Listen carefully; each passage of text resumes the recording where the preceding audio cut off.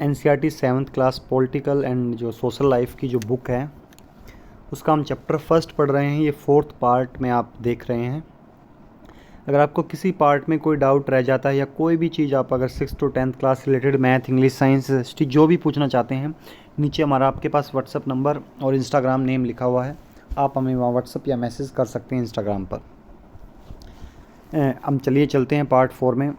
One of the main reason for this is that attitudes change very slowly even though person are aware that discrimination is against the law.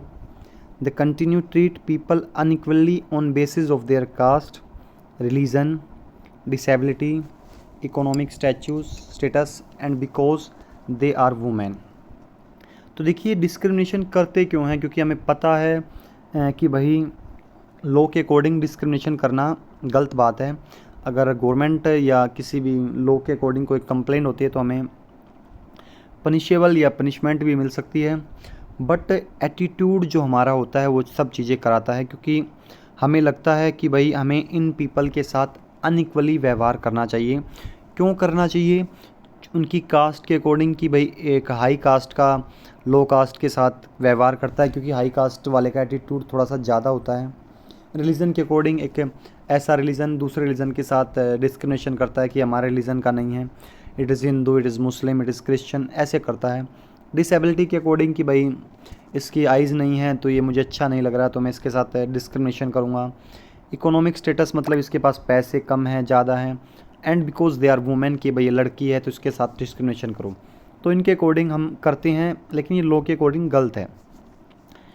It is only when people begin to believe that no one is inferior and that every person deserves to be treated with dignity that present attitude can change.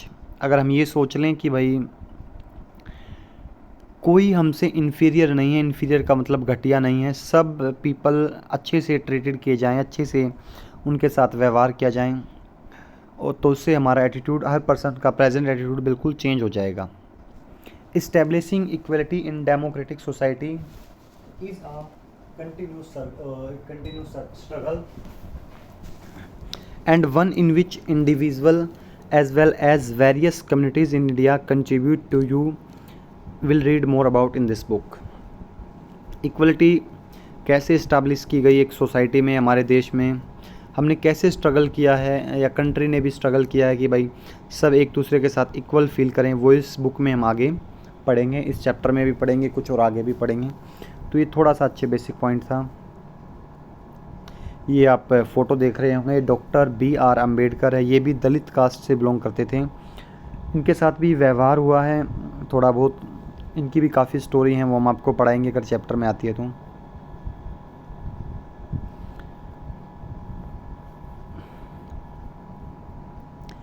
Issue of equality in other democracies.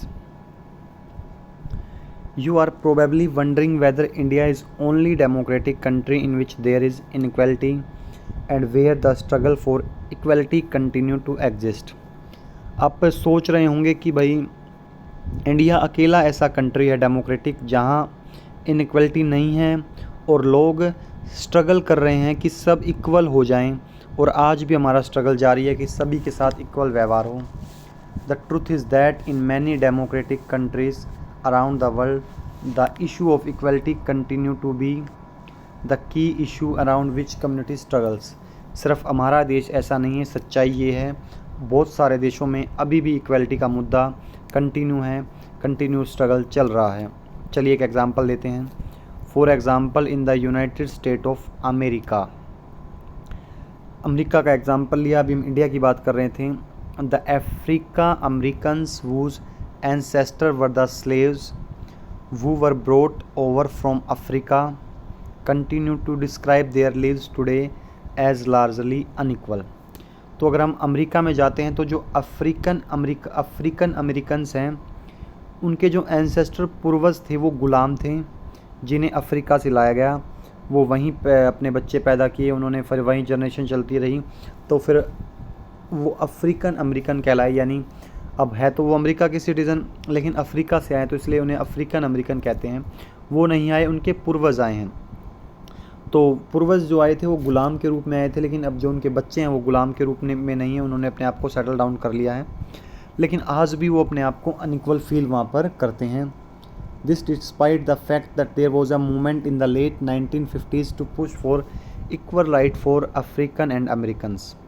एक movement भी चला था, एक आंदोलन भी चला था 1950 के आसपास, जिसमें अफ्रीकन अमेरिकन ने वो आंदोलन चलाया था। ये अफ्रीकन अमेरिकन अलग अलग नहीं है, एक ही मतलब एक ही कम्युनिटी को कहा गया। कभी सोचो कि अफ्रीका अमेरिका दो कंट्री है। दोबारा बता रहा हूँ, ये वो लोग हैं जिनके दादा परदादा अफ्रीका से लाए गए थे अमेरिका के द्वारा गुलाम बनाकर, वहाँ उनके बेटे हुए, फिर बेटे से बेटे, ऐसे पीढ़ियाँ चलती रहीं। तो उनके जो अब जो हैं उन्हें अफ्रीकन अमेरिकन कहा जाता है। तो एक उन्होंने 1950s में मूवमेंट भी चलाया था। Prior to this African Americans were treated extremely unequal in the United State and denied equality through the law. इसके बावजूद भी अब भी उनके साथ अफ्रीकन अमेरिकन हैं जो उनके साथ इनइक्वल व्यवहार किया जाता है, और लॉ भी उन्हें मना कर देता है कि आप इक्वल नहीं हैं। For example, while travelling by bus they either had to sit at the back of the bus और get up from their seat whenever a white person wished to sit।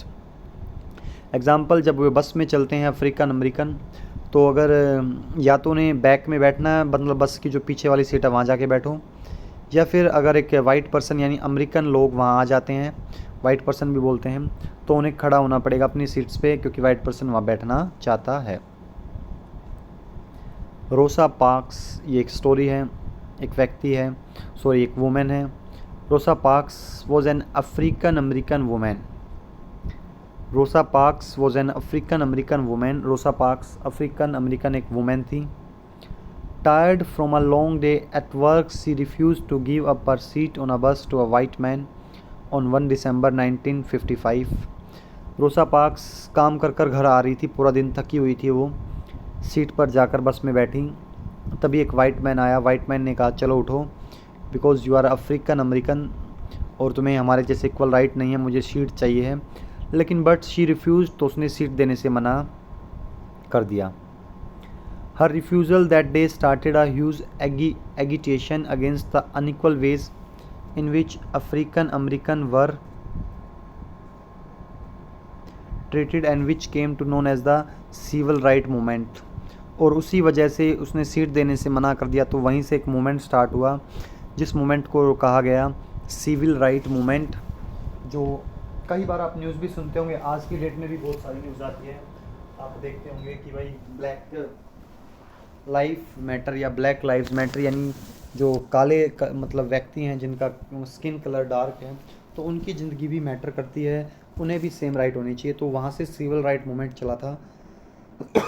तो किसी भी एग्ज़ाम में question आता है civil right movement कब चला था, तो आपको बताना 1964 में। कहाँ चला था? अमेरिका में। अफ्रीकन अमेरिकन ने ये मूवमेंट चलाया था। The civil Right Act of 1964 prohibited discrimination on the basis of race, religion और नेशनल ओरिजिन। तो इस मूवमेंट में कहा गया था कि भाई डिस्क्रिमिनेशन, भेदभाव ख़त्म करो, जो आप रेस या रिलीजन या नेचुरल ओरिजिन के ऊपर कर रहे हो कि भाई तुम ब्लैक हो, हम वाइट है, तुम अफ्रीका से आए हो, हम अमेरिका से आए हैं, हमारे जो एंसेस्टर को तुम गुलाम बना के लाए थे वो लाए थे, अब वो यहाँ रह गए, तो अब हमारी उसमें क्या गलती, क्योंकि अब हमारा अफ्रीका में कुछ भी नहीं है। It also stated that all school would be open to African American children and that they would no longer have to attend separate school specially set up for them. क्योंकि फिर अमेरिका ने ये कर दिया कि जो अमेरिका से ही हैं उनके लिए स्कूल अलग रहेंगे, जो अफ्रीकन अमेरिकन उनके लिए स्कूल अलग होंगे। तो सिविल राइट मूवमेंट 1964 में ये भी कहा गया कि भाई हमारे स्कूल और तुम्हारे स्कूल सेम होने चाहिए, हम सेपरेट स्कूल अटेंड नहीं करेंगे, हम भी उसी क्लासरूम में बैठना चाहते हैं, सेम एजुकेशन लेना चाहते हैं। However despite this a majority of African American continue to be among the poorest in the country. इसके बावजूद भी बहुत सारे अफ्रीकन अमेरिकन भी अब भी उस कंट्री में पुअर हैं। Most African American children can only afford to attend government school that have fewer facility and poor qualified teacher as compared to white student who either go to private school or live in areas where the government school are highly rated as private school। तो देखो आंदोलन तो हो गया, लेकिन फिर भी ऐसा नहीं होता कि आंदोलन में सब कुछ चीज़ें अनइक्वल फिर भी होता है, क्योंकि जो मोस्टली अमेरिकन अफ्रीकन हैं वो पुअर फैमिली से बिलोंग करते हैं, तो वो प्राइवेट स्कूल में नहीं जा सकते, गवर्नमेंट स्कूल में जाना पड़ता है। और आसपास जो उनके आसपास गवर्नमेंट स्कूल खोले गए हैं वो फिर भी थोड़े से उनके पास अच्छी फैसिलिटी नहीं दी गई, बेकार फैसिलिटी दी है कंपेयर मुकाबले। जो वाइट स्टूडेंट है, अमेरिकन स्टूडेंट है, जो प्राइवेट स्कूल में जाते हैं उनके मुकाबले वो काफ़ी कम एजुकेशन ले पाते हैं। और जो वाइट स्टूडेंट के लिए आसपास के इलाके में गवर्नमेंट स्कूल खोले गए हैं वो भी प्राइवेट स्कूल जैसे हाईली रेटेड है, लेकिन वहाँ पर अब भी उन्हें जाने नहीं दिया जाता अफ्रीकन अमेरिकन को।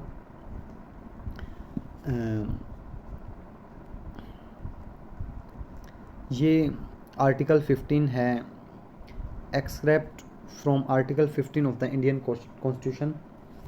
आर्टिकल काफ़ी है हमारे पास, लेकिन अगर आर्टिकल 15 को आप पढ़ते हैं इंडियन कॉन्स्टिट्यूशन में, तो prohibition of discrimination on grounds of religion, race, caste, sex और प्लेस ऑफ बर्थ, यानी हम किसी भेदभाव किसी के साथ नहीं कर सकते, किसके अकॉर्डिंग, किसी रिलीजन के अकॉर्डिंग, किसी रेस के अकॉर्डिंग, किसी कास्ट के अकॉर्डिंग किसी के साथ भेदभाव करना गलत है, ऐसा आर्टिकल 15 हमें बताता है।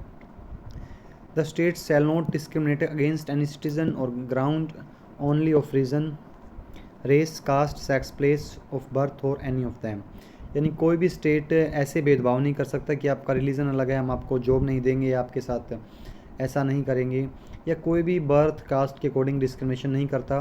तो मेन आपको ये याद रखना है कि आर्टिकल 15 डिस्क्रिमिनेशन से रिलेटेड है।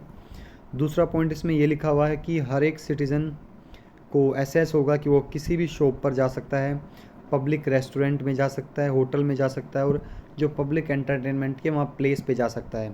ऐसा नहीं कि भाई ये सिनेमा हॉल आपके लिए नहीं है, ये हाई क्लास के लोगों के लिए, ऐसा नहीं हो सकता। आपके पास पैसे हैं तो आप जा सकते हैं। वेल, टैंक, बाथिंग घाट, रोड, ये प्लेस जो पब्लिक चीज़ें हैं उनको वो ईज़िली यूज़ कर सकता है, उनके साथ कोई ऐसा मना नहीं किया जाएगा। तो आर्टिकल 15 आपको याद रखना है। Article 15 is related to discrimination, ये एग्ज़ाम में पूछा जाता है बहुत बार। चलिए थोड़ा सा बचा, इसी वीडियो में हम फिनिश कर लेते हैं। Challenge of democracy.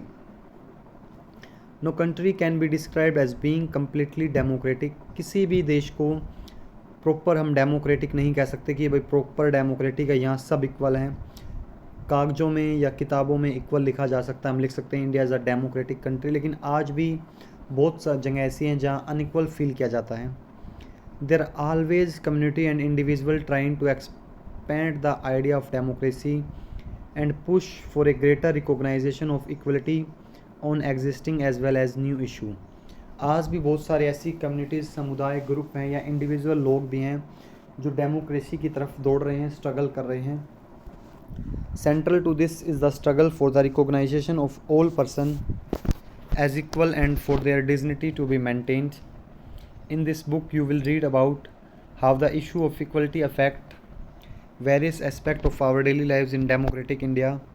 As you read this chapter, think about whether the equality of all persons are there being able to maintain their dignity is upheld. यहाँ यही लिखा हुआ है, किस किताब में हम पढ़ेंगे कैसे कैसे इक्वलिटी के इशू आते हैं, कैसे कैसे लोग इक्वल नहीं हो पाते। इस किताब का यही सेंटर है, ऊपर जो मैं सारी चीज़ें बता सकता हूँ वे मेन है। तो ये चैप्टर हमारा यहाँ फिनिश होता है। अगर आपको अच्छा लगा है तो आप इसको पढ़ सकते हैं।